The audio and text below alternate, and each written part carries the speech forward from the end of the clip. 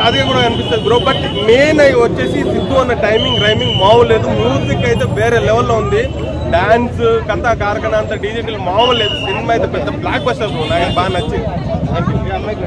5% close చేసి చూస్తే బొమ్మ బ్లాక్ బస్టర్ మామూలుగా లేదు సినిమా. ఫస్ట్ హాఫ్ అంతా కూడా అంటే మనకి ఫస్ట్ సినిమాలో ఉన్న పాటలు సాంగ్లు రిపీట్ అవుతూ ఉంటాయి. ఇంకా సెకండ్ ఇంటర్వెల్ తర్వాత అనుపమ గట్టిగా దింపేసింది కొన్ని జనాలకి.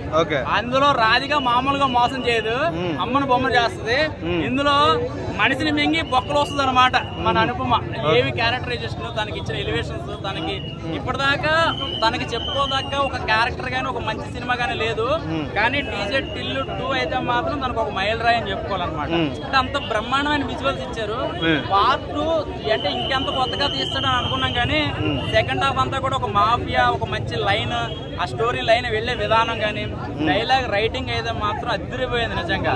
అంటే ఒక మనిషిని మింగితే రాధిక బొక్కలు బయటకు వస్తుంది అనమాట. అలాంటి క్యారెక్టరైజేషన్. బియ్యం మింగితే కడుపులో రైస్ అయిపోతుంది. అంటే ఎంత మైండ్ తో ఆలోచించాలి డైలాగ్. అసలు రైటర్ ఎవరో కానీ దానికి బీజం పోస్తుంది మన సిద్ధు. డైలాగ్ డెలివరీ మీ అందరికీ తెలుసు.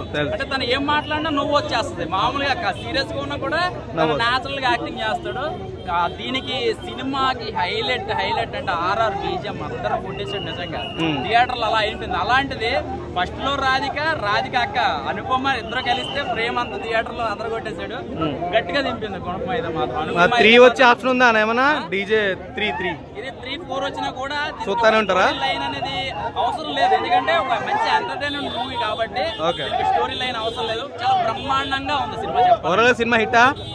సూపర్ హిట్ చెప్పాలండి. హిట్ కాదు, సూపర్ హిట్. ఎందుకంటే ఇది నేను డబ్బులు ఇచ్చి నేను టికెట్ కొనుక్కుని వెళ్ళాను. నాకు ఎప్పుడు ఇచ్చింది కాదు. సో నేను జెన్యూన్ గా నాకు నచ్చింది బాగా చెప్పాలండి. థ్యాంక్ యూ అన్న. అన్లిమిటెడ్ డీజే టిల్లు కదా. Okay, bye.